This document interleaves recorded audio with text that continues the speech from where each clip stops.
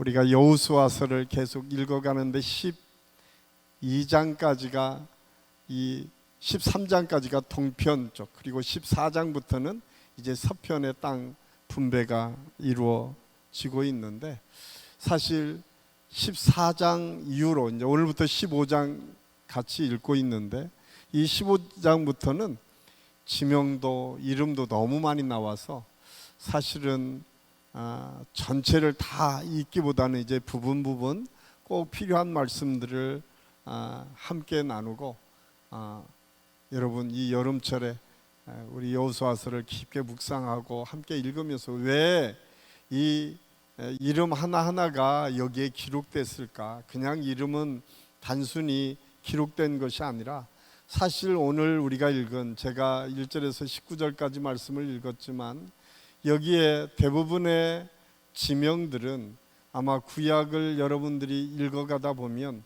계속해서 반복해서 나오는 지명입니다. 왜냐하면 지금 하나님께서 유다 지파에게 주신 이 땅이 하나님의 역사를 이루고는 중심의 역할을 감당했던 땅이었기 때문에 그렇습니다. 우리가 요단 서편 땅을 하나님께서 이제 처음 분배를 시작할 때, 우리가 14장에서 갈렙이 여호수아에게 그 땅을 모세가 약속한 대로 내게 달라고 요청했는데, 그 요청하기 이미 1000년 전에 하나님께서 그 땅을 유다 지파에게 주시겠다고 약속했습니다. 그 땅은 사실 창세기 49장에 보면 야곱이 마지막 유언을 하며 자녀 하나하나를 부르며 축복의 메시지를 줍니다. 그때 하나님께서 야곱을 감동시켜서 지금 우리가 읽고 있는 이 땅을 이미 유다 지파에 주겠다라고 약속합니다. 그런데 여러분, 유다 지파에 주신 이 하나님의 약속, 이 약속은 단순한 약속이 아니었습니다. 그래서 이 가나안 땅을 유다 지파가 차지할 수 있었던 가장 첫 번째는 하나님의 약속이 있었기 때문에 그 근거를 가지고 하나님의 약속이 어떻게 이스라엘 백성들을 이끌어가고 있는지를 가장 확실하게 보여주는 장면이 오늘 가나안 땅을 점령하는 장면이었음을 알 수가 있습니다. 그래서 창세기 49장 8절 말씀에 보면, 유다야 너는 내 형제의 찬송이 될지라, 내 손이 원수의 목을 잡을 것이요 내 아버지의 아들들이 내 앞에서 절하리로다. 단순히 유다가 네 번째 아들인데 하나님께서 야곱을 감동시켜서 네 번째 아들인 유다에게 가장 으뜸이 될 것이고, 뿐만 아니라 네가 네 원수의 목줄을 잡고 하나님의 능력을 베풀 하나님의 능력의 사람이 될 것이다 라고 예언의 메시지를 주고 있는 이 모든 것들을 통해서 후대의 학자들은 이 하나님의 메시지는 단순히 유다 지파에게 주시는 하나님의 그 가나안 땅을 점령하는 것, 거기만이 아니라 하나님께서 그 지파를 통해서 이루실 세계 역사의 구원의 구속의 역사의 중심에 이 유다 지파가 있음을 성경이 예언하고 있음을 알 수가 있습니다. 그래서 오늘 우리가 읽은 이 헤브론 지역을 중심으로 한 유다 지파가 차지한 이 땅은 어쩌면 이스라엘 백성들의 중심인 예루살렘이 있었던 것이고, 예루살렘이 그곳에 있었던 것은 하나님의 임재가 있었음을 상징하는 의미가 그 속에 담겨져 있음을 알 수가 있습니다. 뿐만 아니라 유다 지파 속에 다윗과 예수 그리스도, 영원한 구원주이신 예수 그리스도가 그 유다 지파를 통해서 나오게 되고, 궁극적으로 온 인류를 구원하는 구원의 역사, 구속의 역사가 이 가나안을 차지하는 이 순간 이미 예비하고 하나하나 그 역사를 이루어가는 그 하나님의 역사 중에 한 부분이다라고 하는 사실을 우리가 알 수가 있습니다. 저는 우리 한식교 모든 성도들에게 오늘 야곱의 축복이 유다 지파에 있었던 것처럼 저와 여러분에게도 그 하나님의 약속들이 있고 그 약속을 붙잡는 이 저녁이 될 수 있기를 간절히 소원합니다. 왜냐하면 유다 지파 속에 나온 예수 그리스도를 통해서 구원받은 모든 백성에게 하나님께서 동일한 은혜를 약속해 주셨기 때문에 그렇습니다. 그런데 그 축복은 그냥 내려진 것이 아니라 하나님의 말씀의 근거에서, 하나님의 약속의 근거에서 하나님의 축복이 이루어졌음을 성경은 끊임없이 증거하고 있습니다. 떠들이로 살았고 애굽의 노예로 430년을 살았던 이스라엘 백성들이 가나안을 점령할 수 있었던 이유가 무엇이었을까요?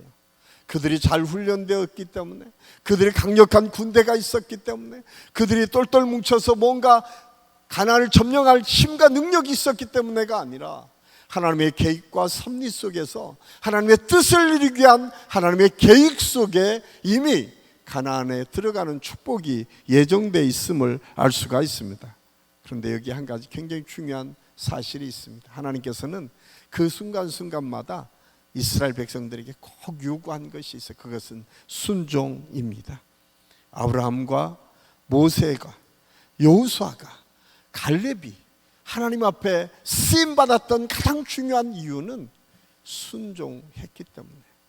저는 오늘 이 저녁에 여러분, 저와 여러분이 함께 기도하면서 하나님의 은혜가 여러분의 심령에 떨어지고 여러분에게 약속의 말씀이 붙잡아질 때에 순종함으로 하나님께 나아가는 역사가 있기를 예수님의 이름으로 간절히 축원합니다.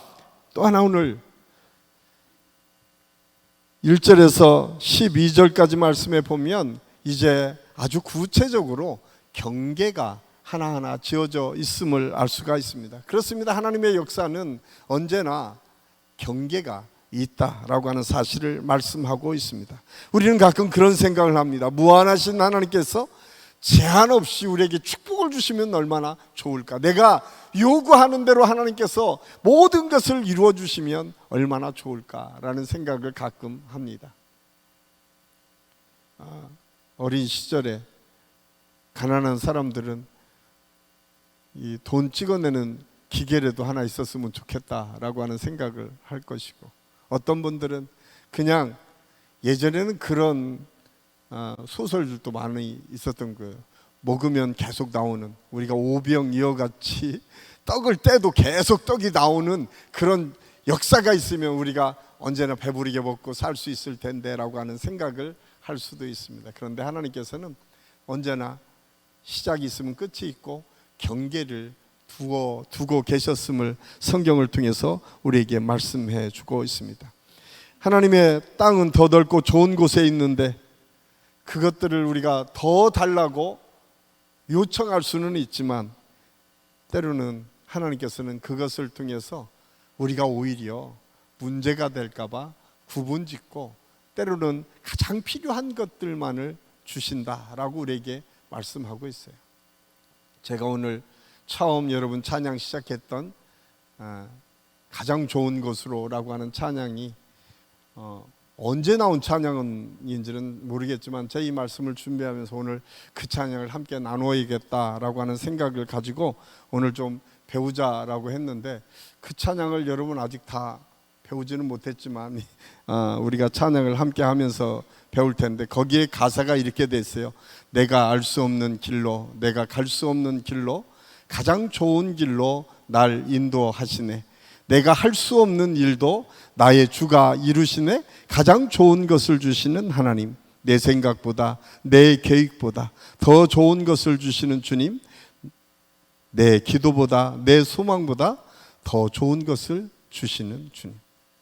그렇죠. 우리는 때로 내가 생각하는 것이 전부라고 생각하고 내가 지금 원하는 것이 가장 좋은 것이라고 생각하는데, 우리에게 가장 적합하고 좋은 것은 하나님께서 아시고 주신다라고 성경을 통해서 우리에게 말씀해 주고 있습니다. 오늘 이스라엘 백성들에게 주시는 하나님의 말씀에서도 중요하게 오늘 말씀하는 경계를 그어주시면서 그 경계 속에서 너희가 너희의 삶을, 하나님께 주시는 풍족한 삶을 누리라고 말씀하고 있습니다. 우리는 하나님이 주신 것을 다 누리지 못하면서 못 가진 것에 대해서 더 안타까움을 가지고 하나님의 것을 더 욕심낼 때가 얼마나 많이 있는지 모릅니다. 그래서 우리가 가장 중요한 것은 하나님께서 주신 것에 먼저 감사할 수 있는 믿음인 줄로 믿습니다. 여러분, 주신 것에 감사할 줄 아는 것이 얼마나 중요한지. 그런데 이 감사가 참 쉬운 것 같지 않아요. 우리 올림픽 경기가 끝나면 시상식에 세 사람이 올라가잖아요. 금메달, 은메달, 동메달. 항상 세 사람이 올라가면 누가 제일 행복해요? 첫 번째, 가운데 있는 사람이, 금메달 딴 사람이 늘 행복해요. 두 번째, 은메달 딴 사람. 세 번째, 동메달 딴 사람. 그런데 그렇지 않다는 거예요. 물론 제일 기쁜 사람은 금메달 딴 사람이 제일 기쁘대요. 그런데 두 번째로 기쁜 사람이 동메달 딴 사람이라는 거예요. 별로 동의가 안 되시겠지만 토마스 길로비치라고 하는 미국 코넬대 교수가 이걸 가지고 또 심리학 조사를 했어요. 1995년 국제학술지 인격과 사회심리학이라고 하는 저널에 그 올림픽, 바르셀로나 올림픽에서 금메달 딴 사람들을 이렇게 다 취재하면서 한 사람 한 사람 그 특징을 살피고 질문을 해서 조사를 해보니까 가장 첫 번째가 1등이고 두 번째가 동메달, 세 번째가 은메달이라고 하는 거예요. 그래서 그는 2등의 역설이라고 하는 말로 얘기하는데, 금메달의 문턱에 아쉽게 패한 은메달 수상자에 비해서 메달을 따지 못할 것 같았는데 메달을 겨우 따서 턱걸이한 동메달 딴 선수가 훨씬 기쁨이 더 충만하다는 거예요. 제가 이 말씀을 준비하면서 우리는 어쩌면 은메달도 다른 사람 메달 따지 못한 얼마나 많은 사람들이 있는지 몰라요. 그런데 우리는 거기에 감사와 자족을 하지 못하고 아쉬움, 비교를 통해서 더 큰 것, 더 좋은 것, 더 많은 것들에 대해서 우리의 마음을 뺏기며 순간순간 주시는 하나님의 기쁨과 은혜를 우리가 누리지 못하고 있다고 하는 사실을 우리에게 이 예는 잘 가르쳐 주고 있습니다. 사랑하는 성도 여러분, 저와 여러분은 어떻습니까? 그래서 사도 바울은 내가 비천한데도 내가 부한데도 처할 줄 아는 자족의 은혜를 받았다라고 말씀하시면서 그가 고백하고 있는 것이 내게 능력 주시는 자 안에서 내가 모든 것을 할 수 있다고 고백하는 것 아닙니까? 그 능력이라고 하는 것은 단순히 슈퍼맨이 아니라 내가 어떤 상황에서도 하나님의 은혜로 자족하고 감사할 줄 아는 사람으로 살아갈 수 있는 능력이 내게 있다라고 하는 고백입니다. 그래서 우리가 내게 능력 주시는 자 안에서 내가 모든 것을 할 수 있다라고 하는 이 말씀 속에 자족의 은혜, 어떤 상황에서도 하나님께 감사할 수 있는 믿음과 은혜가 있는 사도 바울의 고백임을 깨닫고 이 고백이 저와 여러분의 고백이 될 수 있기를 간절히 소원합니다. 이 고백을 했던 사람이 욥입니다. 욥은 동방의 가장 부자였습니다. 사탄이 부러워할 정도로 모든 사람에게 인정받는 믿음의 사람이었고, 사탄이 하나님께 참수하며 하나님 그 사람을 축복해 주니까 그 사람이 하나님을 배반하지 않고 저렇게 온전히 하나님을 믿죠 라고 해서 시험하게 만들 정도로 사탄이 시험했던 사람, 그 사람이 욥입니다. 그래서 그 많은 재산, 한꺼번에 그 많은 자녀들 다 잃어버리고 욥기 1장 21절 22절에서 그는 이런 고백을 합니다. 우리 같이 한번 읽겠습니다. 이르되 내가 모태에서 알몸으로 나와싸운즉 또한 알몸으로 그리로 돌아가올지라. 주신 이도 여호와시요 거두신 이도 여호와시오니 여호와의 이름이 찬송을 받을지이다 하고, 이 모든 일에 욥이 범죄하지 아니하고 하나님을 향하여 원망하지 아니하니라. 욥은 주신 분도 하나님이시고 가져가신 분도 하나님이십니다. 내가 이 모든 것에 하나님에게 범죄하지 않겠습니다. 그 믿음으로 살았던 욥. 여러 가지 시험이 있었지만 그가 마지막 고백하기를, 하나님께서 내 길을 다 아십니다. 내가 하나님께서 나를 단련하신 후에는 내가 정금이 되어 나올 것입니다. 이 고백이 욥의 고백이었고, 그 고백대로 살았던 욥은 나중에 42장 12절에서 이렇게 결론적으로 합니다. 욥기 42장 12절 같이 한번 읽겠습니다. 여호와께서 욥의 말년에 욥에게 처음보다 더 복을 주시니 그가 양 14,000과 낙타 6,000과 소 1,000겨를과 암나비 1,000을 두었고, 하나님께서는 욥을 그냥 두지 않으셨어요. 그 믿음의 사람 욥에게 갑절의 복을 주셨다라고 말씀합니다. 하나님은 우리에게 경계를 항상 지어주십니다. 경계를 지어주시는 가장 중요한 이유는 주권이 하나님께 있음을 고백하도록 하기 위함입니다. 이스라엘 백성들이 자기가 힘이 있어서 능력이 있어서 그 땅을 차지한 것이 아니라 전능하신 하나님께서 이스라엘 백성들을 이끌고 그곳을 들어가도록 허락하셨기 때문에 가능했다라고 하는 사실을 언제나 인정하도록 하나님께서 경계를 만드셨다라고 하는 사실을 말씀해 주고 있습니다. 우리가 우리 삶에서 우리가 원하는 것 이상 주시기도 하지만 그 선에서 항상 경계가 있을 때마다 꼭 기억하십시오. 이 모든 것이 누구 것이다? 하나님의 것이다. 이 모든 주권이 누구에게 있다? 하나님께 있다. 이 고백이 저와 여러분의 고백이 될 수 있기를 간절히 소원합니다. 그럴 때 하나님께서는 그 믿음의 사람들에게 갑절의 복을 주신다라고 성경은 말씀해 주고 있습니다. 마지막으로 하나님의 약속은 우리와 함께 만들어가기를 원하신다라고 하는 사실을 우리에게 말씀해 주고 있습니다. 오늘 우리가 읽은 13절에서 19절 말씀은 갈렙이 헤브론의 아낙 자손을 무찌르는 사람에게 딸을 주겠다고 약속을 하고 운네일이 나와서 점령하고 악사와 결혼하게 된 사건을 상세하게 기록하고 있습니다. 그리고 갈렙은 악사에게 그 당시 생명의 근원처럼 여겨졌던 샘을 선물로 주게 됩니다. 하나님은 갈렙을 운니엘을 통해서 가장 큰 거인족 아낙을 무찌르고 헤브론을 점령하게 하는데, 이렇게 쓰임받는 사람이 오늘 운니엘이었다라고 오늘 성경은 기록하고 있습니다.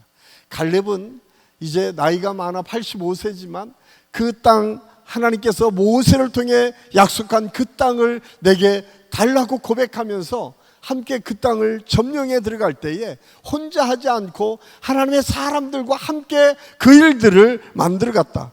하나님은 하나님의 일을 반드시 하나님의 사람들을 통해서 이루어 가신다고 하는 사실을 말씀하고 있습니다. 하나님은 전능하신 분입니다. 그렇기 때문에 하나님께서 모든 것을 다 능히 하실 수 있습니다. 예수님께서 말씀하신 것처럼 내가 저 돌들로 나를 찬양하도록 할 수 있다라고 할 정도로 권능의 하나님이셨지만, 하나님께서는 언제나 하나님의 사람들과 함께 하나님의 일들을 만들어 가십니다. 그런데 우리는 어리석어서 가끔 하나님께서 맡겨주신 일들에 대해서 투정을 부릴 때가 참 많이 있습니다. 아이고, 이 일을 안 하면 누군가 하겠지라고 하는 경우도 있고, 어떤 분들은 아이 내가 아니면 이 일을 누가 하겠어 라고 하는 것보다 너무 심통이 나서 아이 내가 다시는 이런 일을 하나 보자 라고 생각하고 그 일들을, 하나님께서 맡겨주신 일을 안 할 때가 있어요. 때로는 내가 빠지면 우리 교회가 뭐 잘 되겠어 라고 생각하는 분들도 있을 거예요. 그런데 여러분, 그렇지 않아요. 하나님은 실수하지 않으시다. 그러니까 제가 늘 말씀드리지만, 저는 제가 오늘 가장 좋은 것으로 주시는 하나님을 고백했던 이유가 최근에 오늘 아침에 정말 한 45년 전에 제가 고등학교 때 만났던 교회 학교 후배 중학생이 저한테 메시지를 보냈더라고요. 나 미국에서 나왔다고.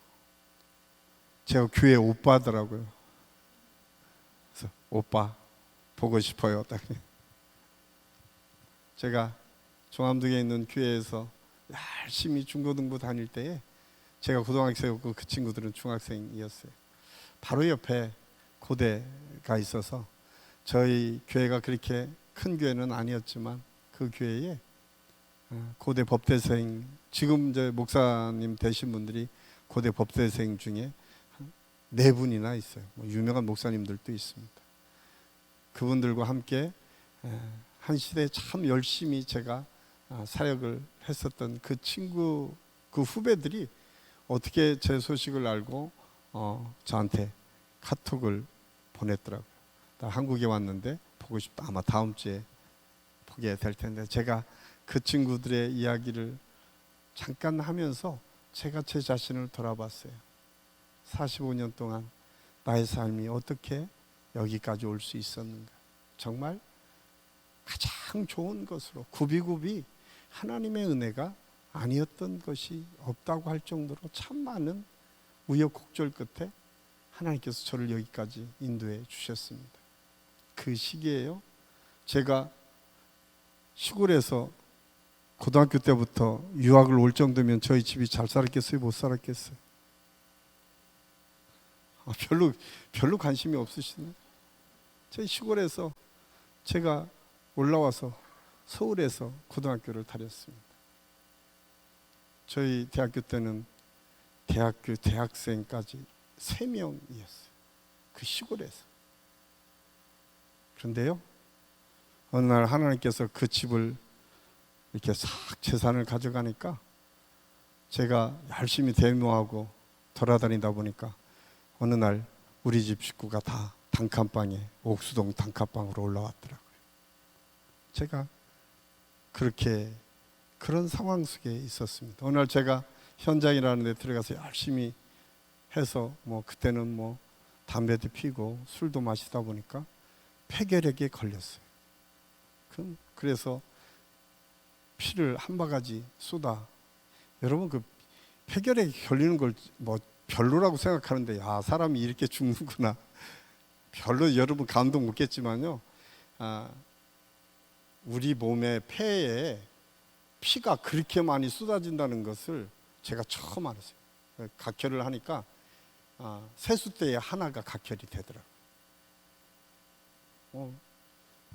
그래서 제가 한신교회 왔나 봐요. 유명한 목사님들이 다 폐결핵에 걸렸어. 조영기 목사님, 하여튼 한국 초창기에 유명한 목사님 중에 폐결핵 안 걸린 목사님 거의 없었어요. 저도 그 중에 한 사람입니다. 제가 왜 이 말씀을 드리냐면, 고비마다 하나님의 은혜로 여기까지 왔어요. 그런데 그게 내 길이 아닐 때, 내 뜻이 아니라 하나님의 계획과 섭리였어요. 중요한 거는 쓰임받을 때 순종하는 거예요. 순종하지 않으면 이렇게 이리 때리고 저리 때리고 힘들게 하고 마침내 갈 수 있을 때까지 하나님께서는 하나님의 방법으로 우리를 몰아가세요. 제가 그래서 우리 형제들한테 좀 미안해요. 왜냐하면 제가 일찍 정신 차리고 신학한다고 했으면 좀 좋았으련만, 제가 저희 집이 이렇게 기울어져 가는 것을 보면서 제가 꿈이 뭐였냐면, 돈 많이 벌어서 우리 집을 재건하는 게 제 꿈이었어요. 저는 어렸을 때부터 우리 어머니가 기도로 살렸다고, 이미 폐렴 걸려서 죽었다라고 하는 것을 그 당시에는 전도인이 기도해서 나았다고 했는데, 그렇게 사는 사람이 그 돈 벌겠다고, 따로는 이 나라를 좀 바꿔보겠다고 자기 의지와 자기 생각으로 했는데, 하나님은 하나님의 때에 바꿔주세요. 그런데 더 놀라운 거는요, 가장 좋은 것으로 하나님이 채워주세요. 중요한 거는 하나님의 뜻을 묻고 따라야 돼요. 순종해야 돼요.